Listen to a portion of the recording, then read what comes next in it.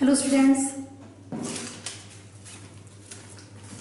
आज की ये वीडियो समाज शास्त्र के बच्चों के लिए है। इंटर के समाज शास्त्र के बच्चे। तो आप कॉपी पेन निकाल लीजिए और मैं आपको आज कुछ क्वेश्चंस बताऊंगी, तो आप उन्हें नोट कर लें या फिर ये वीडियो आप बार बार देख सकते हैं। चलो देखिए, सबसे पहले समाज शास्त्र के जनक का नाम बताइए। समाज शास्त्र के जनक का नाम आप सभी जानते होंगे, आपने 11वीं क्लास में ही पढ़ा होगा। समाज शास्त्र के जनक का नाम है अगस्त कोम्टे। तो याद हो गया, समाज शास्त्र के जनक कौन है? अगस्त कोम्टे।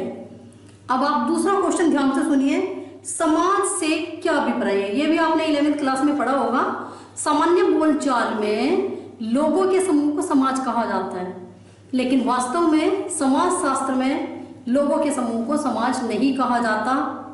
लोगों के बीच पाए जाने वाले संबंधों का नाम ही समाज है। तो ये बात याद रखोगे, समाज क्या है?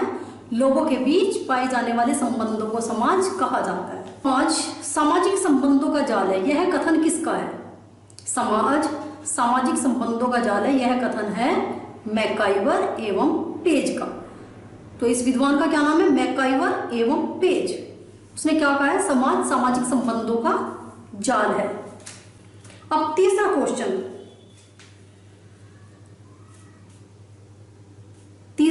Fourth question, sorry. Bharatiya Samaj के वर्गीकरण का आधार क्या है? आप सभी जानते होंगे हमारा समाज किस आधार पर बना हुआ है? जाति व्यवस्था के आधार पर। तो समाज में वर्गीकरण का आधार क्या है? जाति व्यवस्था। अब फिफ्थ क्वेश्चन देखिए, भारत में स्तरीकरण की व्यवस्था को क्या कहा जाता है? भारत में स्तरीकरण की व्यवस्था को भी जाति व्यवस्था ही कहा जाता है। स्तरीकरण क्या होता है? मैं आपको लिख के बता रही हूं, कभी आप स्त्रीकरण समझें। स्तरीकरण, स्तर, ये स्तर से बना है। स्तर मैंने स्टैंडर्ड, उसकी स्थिति, समाज में उसकी स्थिति क्या है, इसे कहा जाता है स्तरीकरण। तो समाज में स्तरीकरण का आधार क्या है? वो भी जाति व्यवस्था है। अर्थात समाज में किसी व्यक्ति की क्या स्थिति होगी, ये उसकी जाति से निर्धारित होता है। इसके बाद है, भारत में सर्वाधिक जनसंख्या वाला राज्य कौन सा है? भारत में सबसे अधिक जनसंख्या है उत्तर प्रदेश की।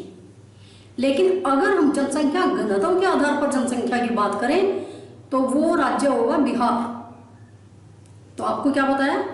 सर्वाधिक जनसंख्या वाला, सबसे अधिक जनसंख्या हमारे देश में कौन से राज्य की है? उत्तर प्रदेश की। लेकिन जनसंख्या घनत्व सबसे अधिक है बिहार का। अब देखिए, सर्वाधिक साक्षरता वाला राज्य कौन सा है? ये शायद आप सभी को पता होगा, केरल। ये जीके में भी आता है। सर्वाधिक साक्षरता वाला राज्य है केरल। और न्यूनतम साक्षरता वाला राज्य कौन सा है? न्यूनतम साक्षरता वाला राज्य है बिहार। अब देखिए, न्यूनतम जनसंख्या घनत्व वाला राज्य कौन सा है? सबसे अधिक जनसंख्या घनत्व कहां बताया? बिहार में। सबसे कम जनसंख्या सिक्किम में है। सबसे कम जनसंख्या सिक्किम में। और सबसे कम जनसंख्या घनत्व है अरुणाचल प्रदेश में। अरुणाचल प्रदेश में जनसंख्या घनत्व सबसे कम है। सर्वाधिक लिंगानुपात कहां पाया जाता है? सर्वाधिक लिंगानुपात पाया जाता है केरल में। और सबसे कम लिंगानुपात पाया जाता है हरियाणा में। हरियाणा में 1000 पुरुषों पर महिलाओं की संख्या सबसे कम है और केरल में सबसे अधिक है। वहां पुरुषों की तुलना में केरल में महिलाएं अधिक हैं और हरियाणा में महिलाओं की संख्या पुरुषों के मुकाबले काफी कम है। चलिए, अब इसके बाद देखो, वर्ण व्यवस्था में कितने वर्ण आते हैं या वर्णों की संख्या कितनी है? वर्णों की संख्या 4 होती है। और ये 4 वर्ण कौन कौन से हैं? सबसे पहले ब्राह्मण, क्षत्रिय, वैश्य और शूद्र। अब देखिए, इन चारों वर्णों के क्या क्या गुण और कर्म हैं। ब्राह्मण का गुण पवित्रता है और उसका रंग श्वेत बताया गया है।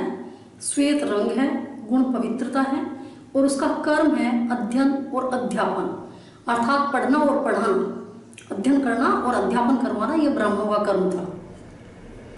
अब देखिए क्षत्रिय। क्षत्रियों का रंग लाल होता है, जो बहादुरी का प्रतीक है। वे वीरता और बहादुरी का प्रतीक होते हैं लाल रंग, और यही उनका गुण है। और उनका कर्म है शासन करना और राज्य की रक्षा करना, प्रजा का पालन करना, राज्य की रक्षा करना। अब देखिए वैश्य, वैश्य का रंग है पीला और उसका कर्म है व्यापार करना। अब बचे हैं शूद्र। शूद्रों का रंग काला है, जो तामसिक वृत्ति का प्रतीक है, और इनका कर्म है उपरोक्त तीनों वर्णों की सेवा करना, अर्थात ब्राह्मण, क्षत्रिय और वैश्यों की सेवा करना ही शूद्रों का पहले यही कर्म होता था।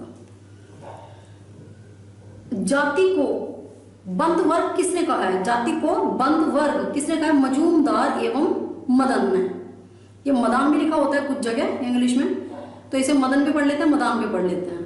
तो जाति एक बंद वर्ग है, ये किसने कहा है? मजूमदार एवं मदान ने। सबसे अधिक, चलो ये तो हो चुका है। अब देखिए भारत में सबसे पहली रेल कब चली? 1853 में। भारत में सबसे पहली रेल चली 1853 में। अब बताइए प्रमुख हिंदू संस्कारों की संख्या, ये भी आपने 11th में पढ़ा होगा। प्रमुख हिंदू संस्कार हैं 16, उनके नाम हम आपको कल बताएंगे। अब देखिए हमने शुरुआत कहाँ से की थी? समाजशास्त्र के जनक से, कि समाजशास्त्र का जनक कौन है, वो बात की गई है पूरे विश्व की, कि विश्व में समाजशास्त्र विषय को लेकर कौन आया? अगस्त कोम्टे। लेकिन भारत में समाजशास्त्र का विषय कौन लेके आया? G.S. घुरिये। भारत में समाजशास्त्र को लाने का श्रेय किसे जाता है? G.S. घुरिये। तो ठीक है, आज के लिए इतना ही बहुत है। कल फिर आप अपना कॉपी पेन लेके, धन्यवाद।